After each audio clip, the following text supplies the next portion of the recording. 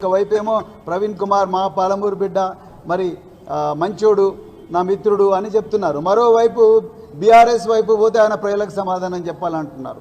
అంటే మీరు వార్నింగ్ ఇస్తున్నారా?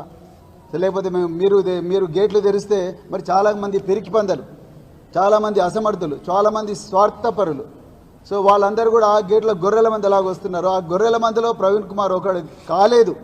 ప్రవీణ్ కుమార్ నిజమైన నిస్వార్థంగా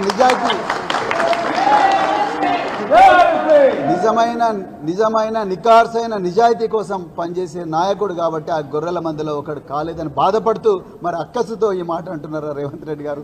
మరి మీరే చెప్పాలి. సో నేను ఎప్పుడు కూడా ఆ గొర్రెల మంది ఉండదలుచుకోలేదు. చాలామంది అన్నారు ఎంత ప్యాకేజ్ తీసుకున్నావు కేసీఆర్ దగ్గర అని అంటా ఉన్నారు సోషల్ మీడియాలో.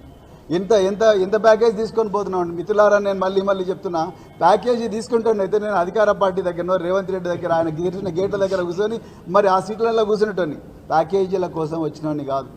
ఒక అభివృద్ధి తెలంగాణను పునర్నిర్మాణం చేయడానికి ఒక యజ్ఞంలో భాగస్వామి కావడానికి వచ్చిన, అంతే తప్ప ప్యాకేజీల దృష్టితో ఇక్కడికి వచ్చినామని కాదు.